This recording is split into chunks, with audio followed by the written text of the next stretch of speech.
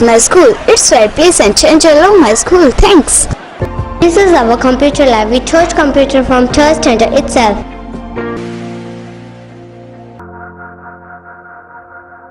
This is a school where my dream come true. नमस्कार, स्वागत आपका केयर याना पे। मैं हूं आपके साथ रमेश जाखड़। कपास के बीज को लेकर के तरह तरह की मारामारी जो है वो चल रही है। KR64 जो है वो KR64 को लेकर के बहुत सारी मिथ्याएं चल रही हैं। नकली बीज भी बाजार में आने की संभावनाएं जो है वो दिखाई दे रही हैं, जताई जा रही है। और ब्लैक में जो है वो बीज के 4-4, 5-5 गुना ज्यादा दाम जो है वो वसूले जा रहे हैं। तो इसी बात पे जो है वो KR64 बीज अगर आपको नहीं मिलता है तो अल्टरनेट क्या हो सकता है, या KR64 बीज है या कपास का देसी बीज है या हाइब्रिड बीज है, वो बीज जो है वो मार्केट में कब तक अवेलेबल हो जाएगा, वो तमाम जानकारी के लिए मैंने आपसे वायदा किया था कि डॉक्टर साहब से मैं बातचीत करूंगा। तो उसी वायदे को पूरा करने के लिए डॉक्टर RP सिहाग जी हैं मेरे साथ मौजूद। और इनकी अगर बात करें, मैं परिचय देना चाहूँ तो JDA हैं, जो है डायरेक्टर ऑफ एग्रीकल्चर। तो इनसे बातचीत करते हैं कि आखिर ये क्या कुछ कहते हैं, क्या कब तक जो है वो अवेलेबल हो जाएगा। डॉक्टर साहब, सबसे पहले अगर जानना चाहें तो कपास का KR64 बीज जो है वो काफी ब्लैक चल रही है, उसकी 3500 रुपए प्रति पैकेट के हिसाब से किसानों से वसूले जा रहे हैं। कब तक वो अवेलेबल हो जाएगा, उतनी किल्लत है तो क्यों है? इस बारे में मैं बताना चाहूँगा कि KR64 एक शक्तिवर्धक कंपनी का हाइब्रिड कपास, देसी कपास का बीज है। इशू ये है कि पिछले साल जैसे सितंबर में बारिश आई थी तो शक्तिवर्धक का, सुपर सीड का और मुख्य रूप से अगर बात करें तो हरियाणा एग्रीकल्चर यूनिवर्सिटी हिसार का काफ़ी सारा बीज जर्मिनेशन की वजह से, क्योंकि बारिश जब सितंबर में आई थी तो बीज उनका खराब हो गया था, यानी उसका जर्मिनेशन प्रॉपर नहीं है। ये जो बीज शक्तिवर्धक का फिलहाल जो KR64 के नाम से मार्केट में उपलब्ध होता है, ये वहाँ गुजरात में जाके इसको पैदा किया जा रहा है फिलहाल, और वहाँ से इसका जर्मिनेशन टेस्ट होने के उपरांत ही वो आगे की मार्केट में इसको बेचने के लिए लेके आते हैं।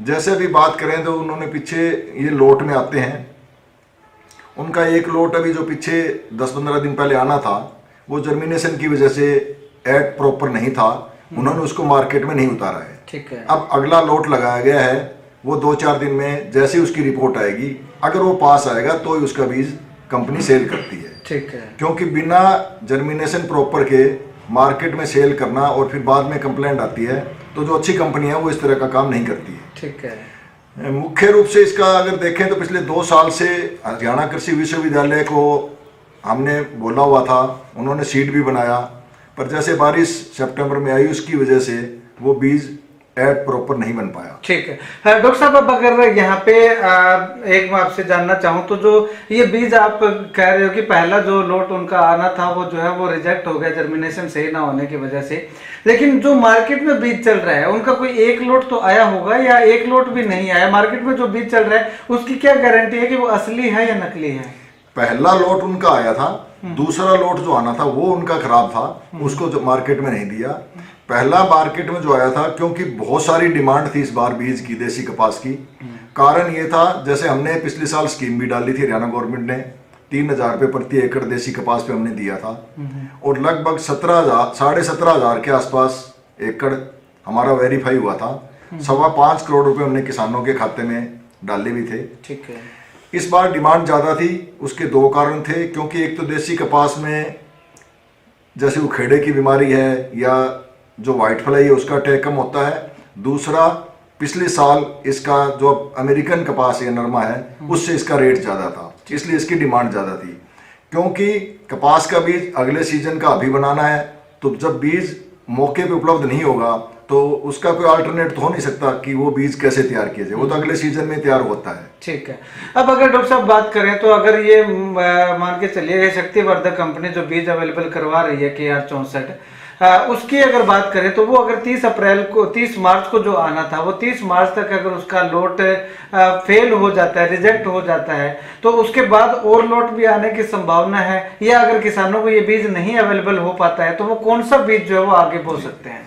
लोट तो उनके कई चलते रहते हैं, क्योंकि जैसे जैसे आगे लगाए होते हैं 1 बाय 1 रिजल्ट आता है सभी का। और आशा करते हैं अगर वो लोट ठीक आया तो उसमें से कुछ बीज हमारे को जरूर उसमें से उपलब्ध हो पाएगा। अल्टरनेट की बात करें तो जैसे देसी कपास की बात करें तो पहले आपने देखा होगा जैसे देसी कपास की वेराइटियां जो थी, ये जो शक्तिवर्धक का है ये हाइब्रिड है, HAU भी हाइब्रिड बनाती है आजकल, बाकी वेराइटियां भी अच्छा प्रोडक्शन देती है, इसमें कोई दो राय नहीं। RG8 हुआ, SD 432 था, ये वेराइटियां पहले बहुत अच्छे प्रोडक्शन देती रही है। इनका बीज भी क्योंकि पिछले कई साल से डिमांड में नहीं थी तो इसलिए कंपनियों ने उसको ज़्यादा आगे बढ़ाया नहीं है। अब जैसे डिमांड आई है तो आने वाले सालों में इसका अच्छा बीज उपलब्ध मार्केट में हो पाएगा। ठीक है। किसान लगातार जो है वो कंपनियों पे, बीज कंपनियों पे जो वो निर्भर रहता है, और ऐसे में किसान के साथ ठगी भी होती है, ठगी का शिकार भी होता है। जैसे पिछली बार अगर चर्चाओं की बात करें तो चर्चा चली थी कि नकली बीज आ गया, नकली बीज आ गया। तो इस तरह से किसान के साथ ठगी ना हो, सही बीज अवेलेबल हो सके, उसके लिए किसान को क्या करना चाहिए, क्या रिकमेंड करेंगे आप? देखो, देसी कपास का जहां तक प्रश्न है, जैसे बीज की 2 साल से शॉर्टेज देखी गई है, मैंने इस साल एक प्रपोजल सरकार को सबमिट किया है। उसमें हम किसानों को देसी कपास का हाइब्रिड बीज सिखाने की ट्रेनिंग देंगे। इसमें कोई लंबा चौड़ा ट्रेनिंग की जरूरत नहीं होती, सिर्फ 4 दिन का काम है। अभी 15 अप्रैल के आसपास CICR, HAU और शक्तिवर्धक कंपनी को भी मैंने बोला है, वो भी इस चीज़ के लिए रेडी है कि हम किसानों को ट्रेनिंग दे देंगे। मेल फीमेल की जो बीज की लाइनें हैं वो सीड उनको फ्री ऑफ कॉस्ट उपलब्ध करवा देंगे। तो थोड़ा थोड़ा सीड किसान को दे के 15 अप्रैल को उनको 1 दिन की ट्रेनिंग करवा देंगे। उसके बाद जैसे फ्लावरिंग की स्टेज आएगी, दोबारा से 3 दिन की उनकी ट्रेनिंग करवा के कि कैसे क्रॉस करवाना है और हाइब्रिड बीज किसान अपने खेत पे खुद बनाना सीख पाए, ऐसा मेरा सोचने का। ठीक है, मतलब कि अगर किसान खुद बीज अगर तैयार करने लग जाए तो किसी पे निर्भर नहीं रहना पड़ेगा और ब्लैक मार्केटिंग से भी जो है वो बच सकता है ना? जी, पहले अगर थोड़े हाइब्रिड से पहले थोड़ा पीछे जाएं तो जब वेराइटियां हुआ करती थी तो हर किसान अपना बीज खुद बनाते थे, अच्छी अच्छी कपास चुनाई करके उनकी लुढ़ाई करके उनकी बुआई करते थे। अब हाइब्रिड का थोड़ा जमाना आ चुका है तो हम इस साल से उनको सिखाएंगे। और आपने देखा होगा यहाँ सिरसा में 1-2 फार्मर है भी जो खुद हाइब्रिड बीज तैयार करते हैं और अच्छे मार्केट रेट पे उनको बेच के अच्छा मुनाफा भी कमा रहे हैं। ठीक है। अब अंत में अगर डॉक्टर साहब मैं जानना चाहूँ तो ये शक्तिवर्धक कंपनी का जो बीज आ रहा है, इसके अलावा कोई और कंपनियों का बीज भी आ रहा है या केवल एक शक्तिवर्धक का ही बचा था थोड़ा बहुत जो वो आ रहा है? जहां तक सुपर सीड से मेरी बात हुई थी उनका बीज पूरे का पूरा खराब हो गया, उनका बीज नहीं आएगा। HAU ने अपना बीज मार्केट में नहीं दिया है क्योंकि उनका भी जर्मिनेशन ठीक नहीं है। जो बीज फिलहाल अगर हाइब्रिड की बात करें देसी कपास की तो वो शक्तिवर्धक के पास ही है और वो भी उनका गुजरात में टेस्टिंग लगी हुई है, वहां से रिपोर्ट आने के बाद ही मिल पाएगा। हाँ, राजस्थान से अगर कोई वैरायटी का बीज किसी फार्मर को मिलता है तो ज़रूर ले लें। मेरे पास कुछ फार्मर ऐसे भी मेरे को मिले हैं जिन्होंने पिछले साल कपास बोई थी और उसमें से वो अपना बिनोला निकाल के उसकी सोइंग भी कर रहे हैं। ठीक है। अब अगर डॉक्टर साहब जानना चाहें तो जो क्योंकि आपने अभी कहा कि 30 मार्च तक जो है वो ये अगला लोट जो है वो आने वाला है। अगर 30 मार्च को ये लोट भगवान ना करे कि ये फेल हो जाता है, उसके बाद अगला लोट जो है वो अगर अप्रैल में आएगा तो तब तक तो जब वो समय निकल जाएगा तो फिर आने का कोई औचित्य है? देखो, ये तो एक प्रोसेस है, उसमें लेट तो होगा ही, इसमें कोई दो राय नहीं है। पर अगर 15 अप्रैल के आसपास अगर सोइंग करनी हो तो फिर मैं तो ये रिकमेंड करूंगा कि वो देसी कपास की बजाय अमेरिकन कपास या BT कपास को बोए, उससे उसको ज्यादा मुनाफा होगा। BT कपास का प्रोडक्शन भी बड़ा अच्छा है और पिछले साल से जैसे देखा होगा, इस मामले में ये भी बताना चाहूंगा, काफी जगह ये भ्रम फैलाया गया था कि BG4 या BG3 या BG5 के नाम से लोग मार्केटिंग करते हैं, जबकि ऐसा BG2 के बाद कोई BG3, 4, 5 का कोई प्रावधान गवर्नमेंट ऑफ इंडिया के पास अभी कोई प्राप्त नहीं है और ना इस तरह का कोई बीज तैयार किया जा रहा है। तो कृपया इस चीज़ पे ध्यान ना दें, जो BG2 है वही मार्केट में उपलब्ध है। पक्का बिल अपना वैसे लें, ऐसे ही किसी की देखा देखी में अपना खेत में इस तरह का बीज ना बोएं। ठीक है। हाँ, ये सवाल मैं अभी आपसे करने वाला था क्योंकि कपास की बात, देसी कपास की बात हो गई तो उसके बाद BT पे भी आ जाते हैं। अभी आपने ये बता दिया BG4, 5 जो है वो अभी तक नहीं आया है, तो BG2 ही चल रहा है, काफी सालों से BG2 चल रहा है। तो BG3 या BG4 या BG5 जो है वो आने की संभावना कब तक है डॉक्टर साहब? ऐसा अभी गवर्नमेंट के पास कोई प्रपोजल अभी आया ही नहीं है। और जहां तक मैं समझता हूं, इसमें थोड़ा सा मैं बताना चाहूंगा, जब BT1 बीज आया था, वो BT का जो जीन डाला गया था वो अमेरिकन सुंडी के अगेंस्ट डाला था। कुछ लोगों को काफी पिंक बोलवर्म के बाद भ्रम है, उस बारे में बताना चाहूंगा। पहला जो जीन डाला था वो डाला था अमेरिकन सुंडी के खिलाफ। जब वो जीन इसमें डाला गया तो अमेरिकन सुंडी के साथ साथ पिंक बोलवर्म ने भी इसको खाना, गुलाबी सुंडी ने भी खाना इसको छोड़ दिया था। इशू ये है कि गुलाबी सुंडी सिर्फ और सिर्फ कपास की फसल पे जिंदा रहती है, वो कपास के अलावा किसी और फसल पे अपना गुजारा नहीं करती। अमेरिकन सुंडी के हजारों प्लांट हैं, इसलिए वो तो इसको खाना छोड़ गए। 4-5 साल होने के बाद आपने देखा होगा कि सेंट्रल इंडिया में, गुजरात, महाराष्ट्र में, वहां पे पिंक बोलवर्म का रेजिस्टेंट डेवलप हो गया। क्योंकि कीड़ा को अपना जीवन जीना है, तो धीरे धीरे उसने अपना टेस्ट बनाना वापिस शुरू किया और वो वहां पे अटैक शुरू हुआ। इन बिटवीन तंबाकू सुंडी का काफी जगह अटैक हुआ, तो BT2 जो डाला था वो तंबाकू की सुंडी के लिए डाला था। गुलाबी सुंडी के अगेंस्ट कोई जीन नहीं डाला गया। सबसे क्लियर तो मैं ये कर दूं। जी जी। इसमें ये था कि जब दोबारा गुलाबी उसका तंबाकू की सुंडी का जीन डाला, तब फिर इसने 3-4 साल के लिए इस गुलाबी सुंडी का भी अटैक काफी कम हो गया। पर क्योंकि मैंने पहले बताया था कि ये सिर्फ और सिर्फ कपास की फसल पे जिंदा रहती है, इसने धीरे धीरे रेजिस्टेंस कर लिया। इसका जो मेन थीम था कि जो रिफ्यूजिया देते थे 120 ग्राम, अगर वो किसानों ने सही ढंग से लगाया होता तो ये BT के अगेंस्ट अपना रेजिस्टेंस डेवलप ना करती गुलाबी सुंडी, वो उस पर अपना जीवन बसर कर लेती, तो शायद ये कुछ साल तक और दिक्कत ना होती। ठीक है। हरियाणा की बात करें तो हमारे पास 2017-18 में पहली बार इसका प्रकोप हुआ था। प्रकोप क्योंकि सेंट्रल इंडिया में 15-16 में हो गया था, तो वहां से जो बिनोला या कपास लेके आते हैं जीनर्स, उनके साथ ये हरियाणा में पहुंच गया और ये जींद से इसकी शुरुआत हुई थी। अब ये 17 जिलों में कपास होती है, सभी में पिंक बोलवर्म की समस्या है। ठीक है। अब अगर डॉक्टर साहब जानना चाहें तो, क्योंकि पिछले साल काफी चर्चा भी चली थी गुलाबी सुंडी के अटैक को लेकर के, और कुछ एक किसान तो बीज भी जो है वो नकली बता रहे थे, और कुछ किसानों को कहना था कि जो इसके अंदर जो हाइब्रिड कह सकते हैं या एक थैली आया करती थी छोटी, वो थैली जो अलग से आया करती थी, वो इसके अंदर मिक्स करने से जो है वो हो सकता है कि इस बार उत्पादन जो है कम हुआ हो। तो उसको लेकर के आप क्या कहना चाहेंगे? क्या बीज कंपनियों को ऐसे निर्देश दिए जाएंगे कि वो अलग से थैली जो है वो दी जाए ताकि किसानों को संतुष्टि हो सके? देखो, ऐसा है, अलग से थैली देने का प्रावधान किया गया था। किसानों की ये प्ले थी कि ये बीज सही नहीं है, इसलिए किसानों ने उगाया नहीं। वास्तव में वो, क्योंकि वो नॉन BT बीज था, उस पर सुंडियां लगनी थी, इसलिए किसान अपना नुकसान नहीं चाहते थे। किसी किसान ने वो बीज नहीं लगाया। 2019 को गवर्नमेंट ने आदेश कर दिए थे कि ये जो 450 ग्राम बीज है, इसके साथ जो 120 ग्राम नॉन BT का बीज होता था, 450 ग्राम BT बीज के साथ 5% यानी 25 ग्राम बीज इसी के अंदर सेम वैरायटी का नॉन BT बीज इसमें डाला गया है।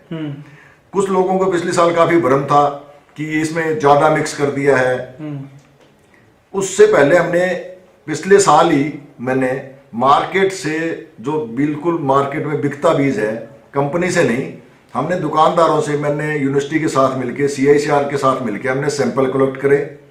उन्हीं सैंपल्स को हमने CICR और HAU में 2 जगह उनको प्रॉपर सोइंग से लेके हार्वेस्टिंग तक उनकी देखरेख की गई। उसमें BT टेस्ट किया गया, उसके रिजल्ट हमारे पास आ गए।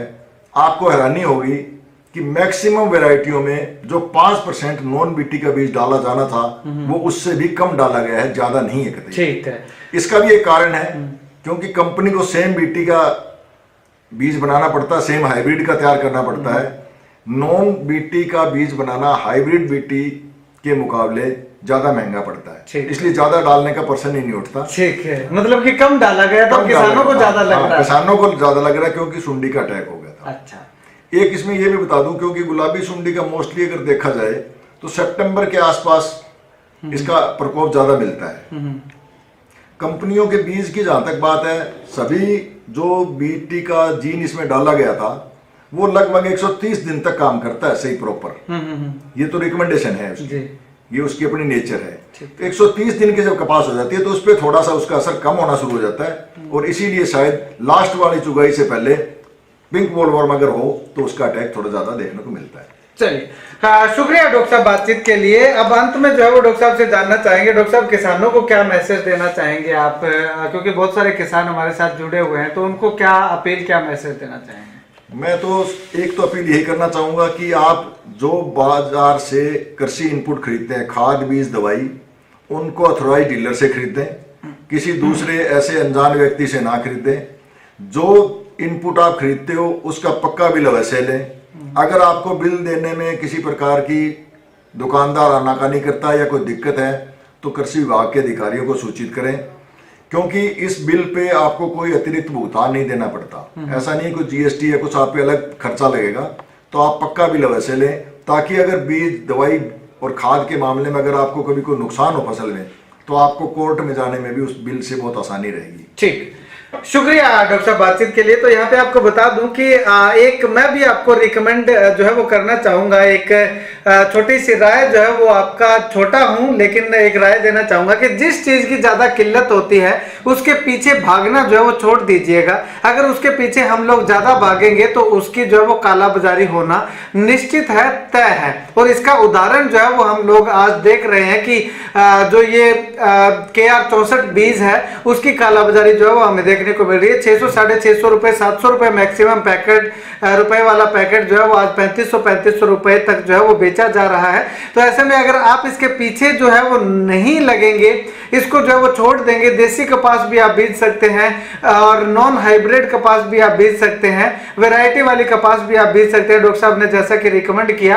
तो ये जो है KR 64 जो है वो इतना ज्यादा हाई रेट पे जो है वो उसका रेट बिल्कुल डाउन आ जाएगा। और जो भी आप पेस्टिसाइड खरीदते हैं या बीज खरीदते हैं तो उसका पक्का बिल लेना जो है वो मत भूलिएगा।